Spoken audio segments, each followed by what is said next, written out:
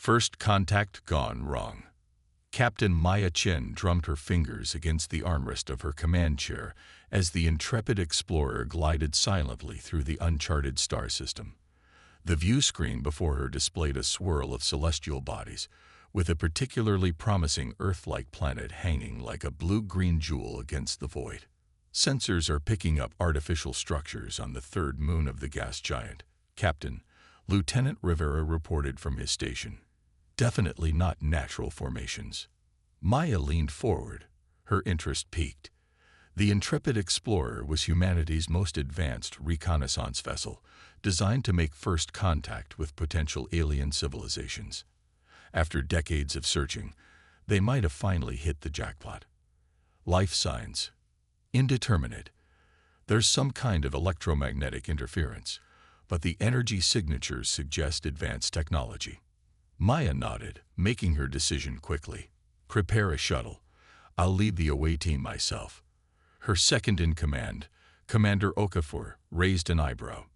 Protocol suggests. Protocol suggests caution, which we'll exercise. Maya cut in with a smile. But I didn't travel 17 light-years to sit in my chair while history is made. Within the hour, Maya and her team of 5 specialists descended toward the moon's craggy surface. The shuttle weaved between towering spires of what appeared to be a sprawling, abandoned complex. The structures were unlike anything humans had designed, organic yet geometric, with surfaces that seemed to shift color as they passed.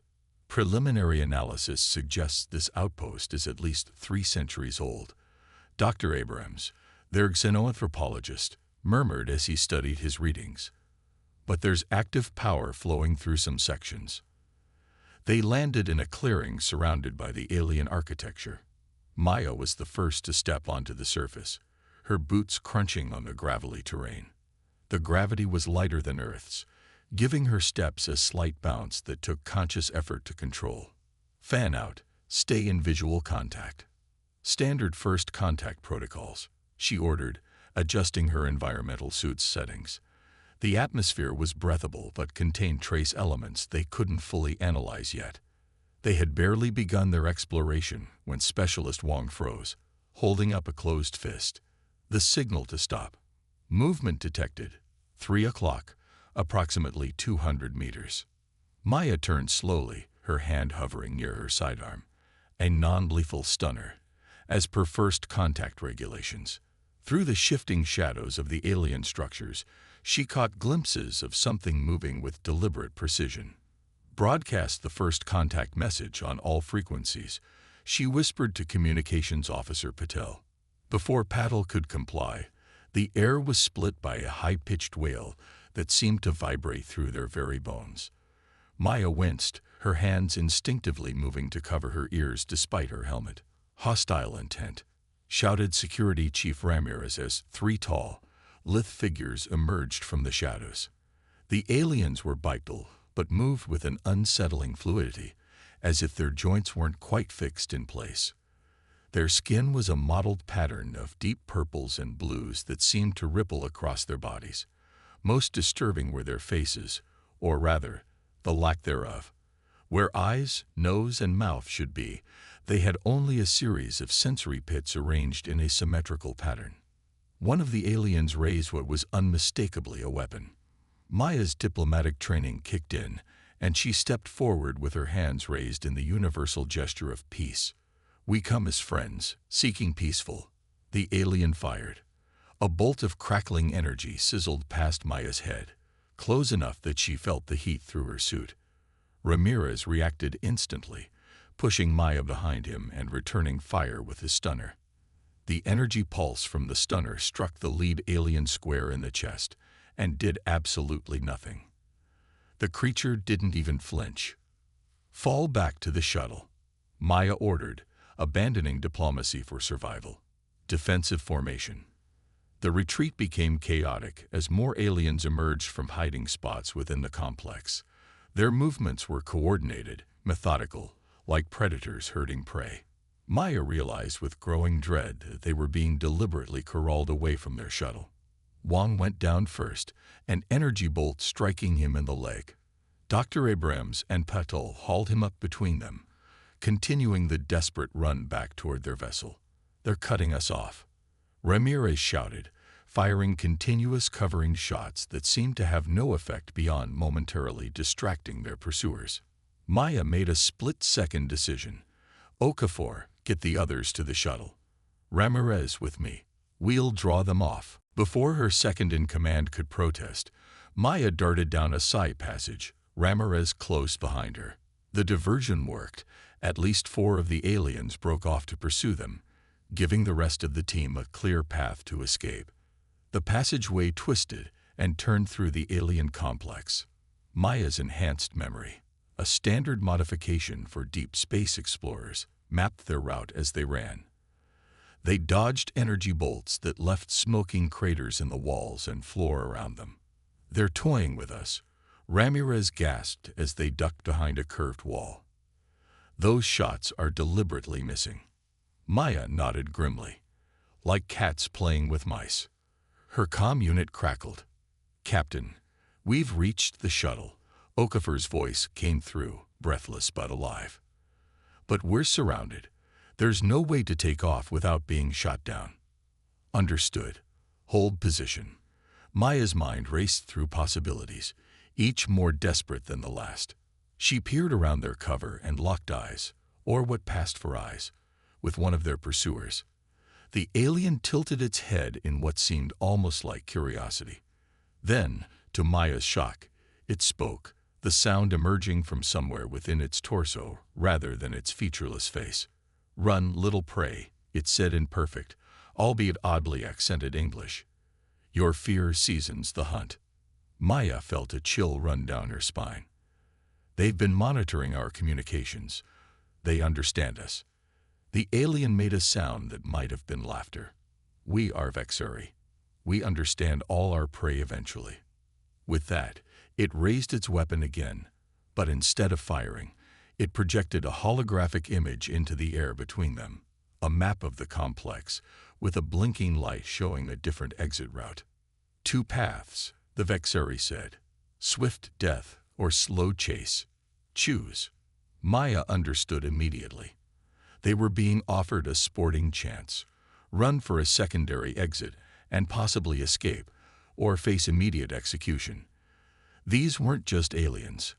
They were hunters, and humans were their game.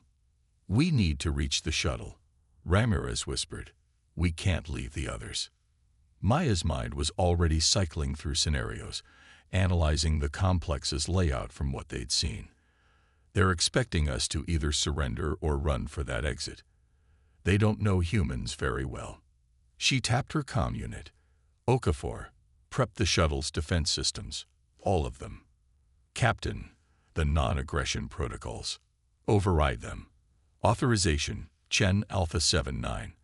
And get ready to execute emergency protocol Hornet's Nest." Ramirez's eyes widened. "That's never been field-tested." "No time like the present," Maya replied grimly. She turned back to the Vexari, who was still waiting with predatory patience. "We choose option 3. Without warning, she fired her stunner directly at the ceiling panel above the alien, causing a cascade of debris.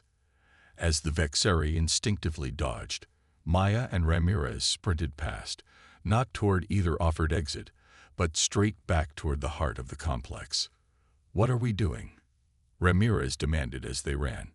"Something they won't expect," Maya answered, pulling up the complex schematics that Dr. Abrams had been mapping. "There." She pointed to a junction ahead, where several power conduits converged. If the Vexari technology followed any kind of logical design, that would be a critical node. They reached the junction just as the aliens' hunting calls echoed down the corridors behind them. Maya pulled out her multi-tool and began working on the exposed conduit panel. "Cover me," she ordered Ramirez. "We need 2 minutes." "We might not have one," he replied, taking up a defensive position. Maya worked frantically, rerouting power connections and overriding safety protocols. The Vexari technology was alien but followed recognizable principles of energy distribution. If she could just create a power surge in the right places, The first Vexari rounded the corner, weapon raised. Ramirez fired, forcing it to duck back momentarily. 30 seconds, Maya mumbled, fingers flying over the alien controls. More Vexari appeared, surrounding them from multiple angles. They moved with unhurried confidence, clearly savoring the end of the hunt. "Time's up, Captain," Ramirez said, his back pressed against hers as they found themselves completely encircled. The lead Vexari stepped forward. "Clever prey fights.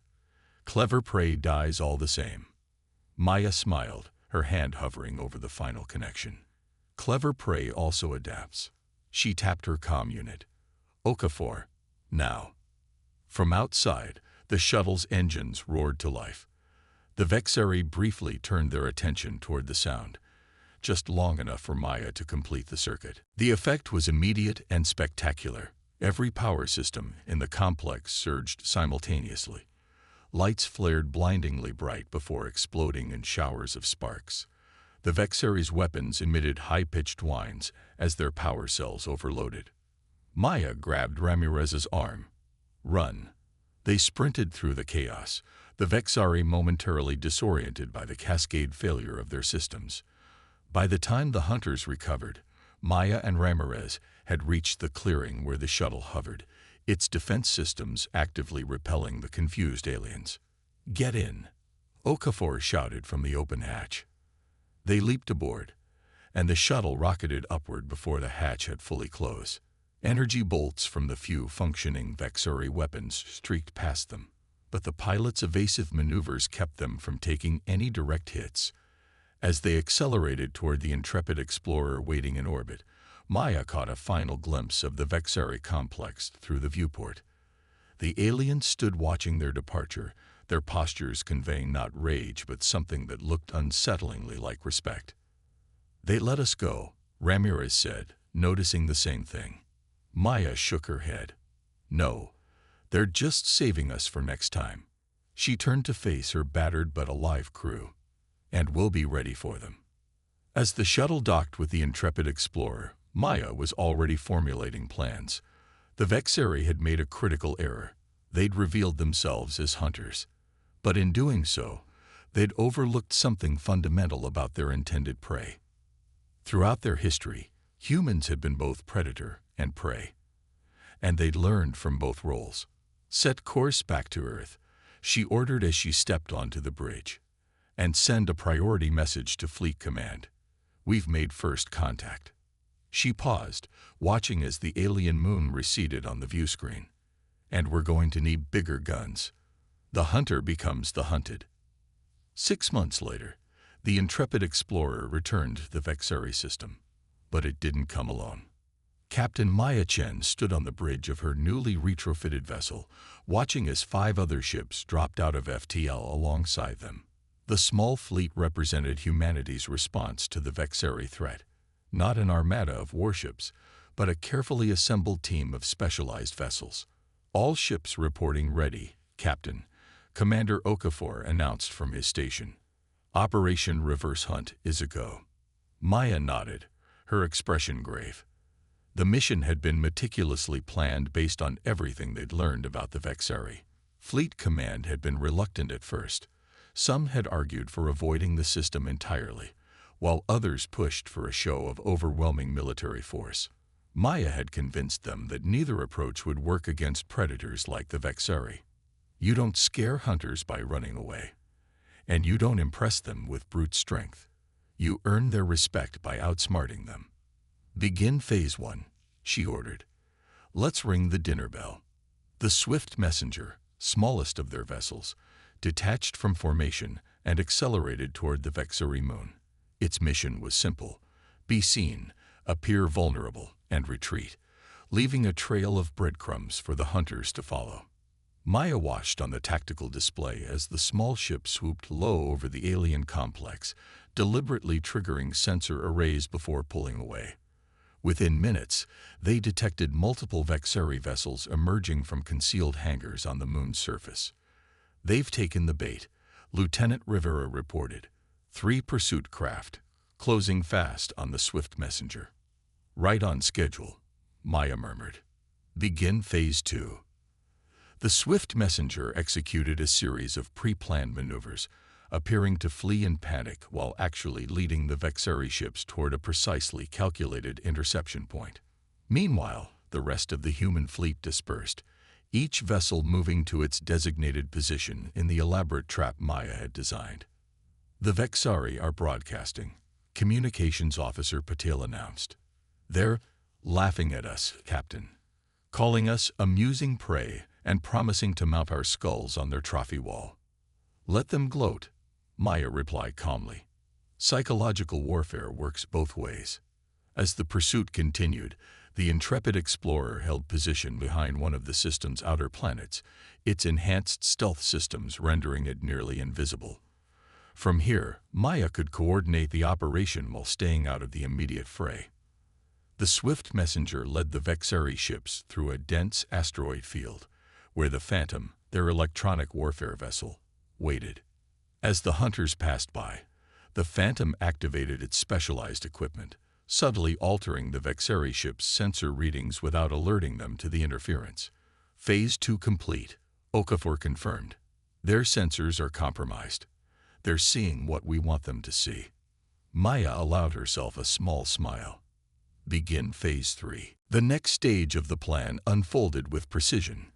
The swift messenger appeared to suffer engine failure, slowing dramatically and venting plasma, a tempting target for the pursuing Vexari. As they closed in for the kill, two more human ships, the Trickster and the Mirage, emerged from hiding. But instead of attacking, they also appeared to malfunction, their systems seemingly crippled by proximity to the Vexari weapons. It was an elaborate deception. All three human ships were functioning perfectly, their apparent vulnerabilities carefully staged illusions. "The Vexari are transmitting victory messages to their base," Haddle reported.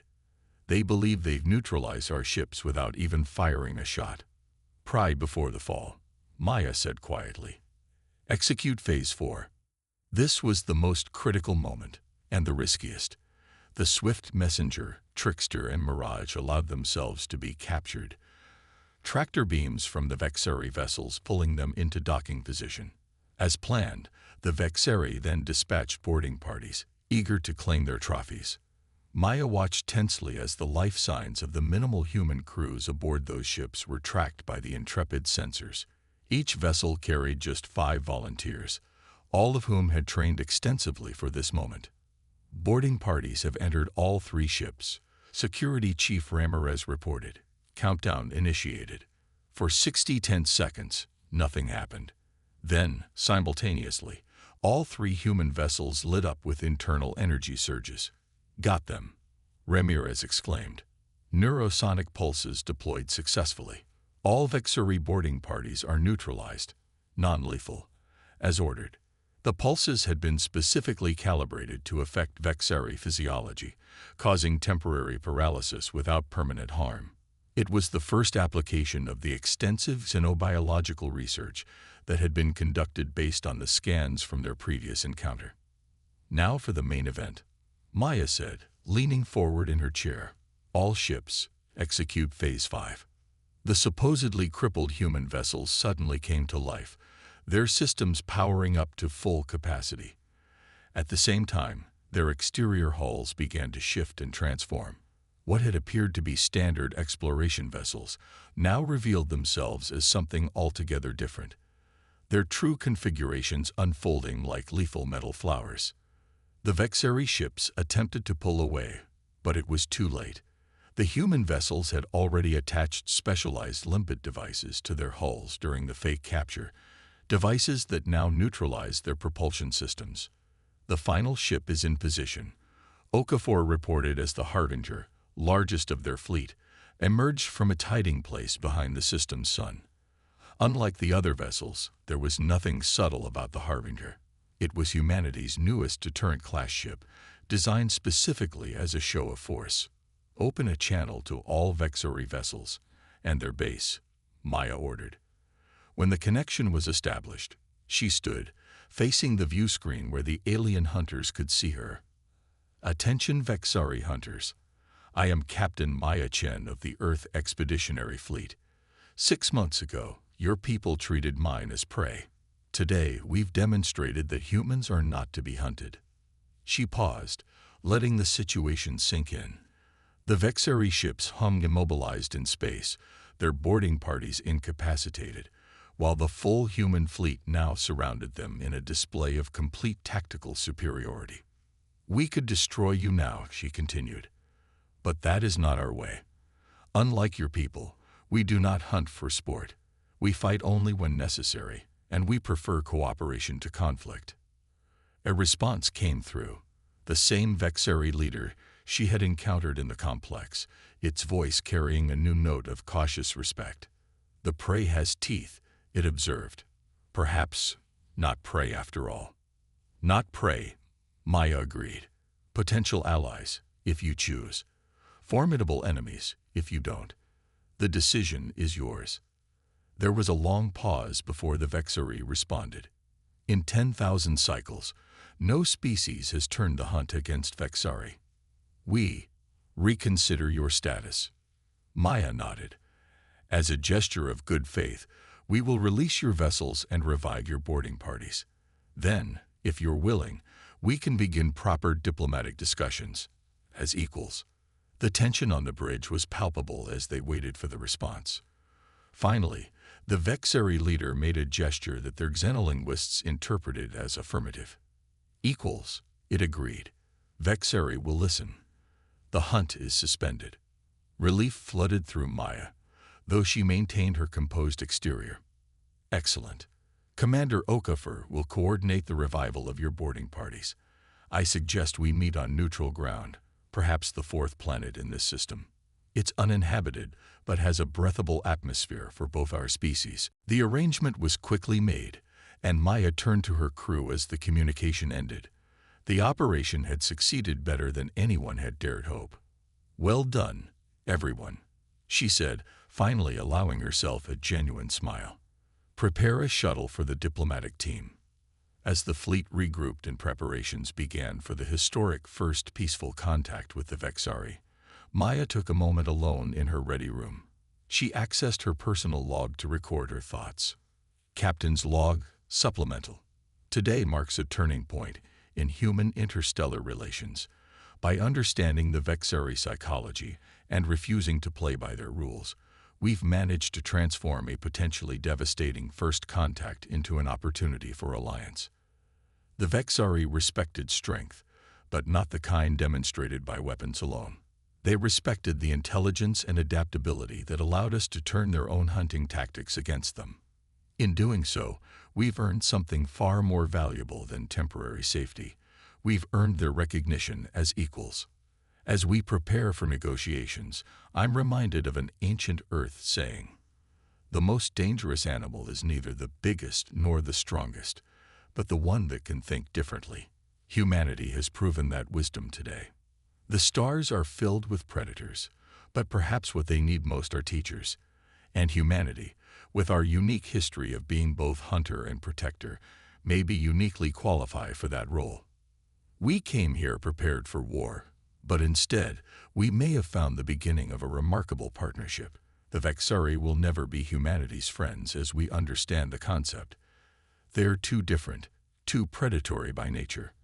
But they can be allies, and in this dangerous galaxy, allies are what we need most. The hunt is over. The real work begins now. Maya closed her log and stood, straightening her uniform before heading back to the bridge. They had come seeking redemption for their earlier failure. They had found something far more valuable, a new understanding of humanity's place among the stars.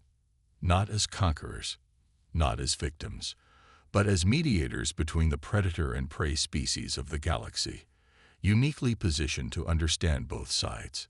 The hunt had indeed ended, but humanity's true mission was just beginning.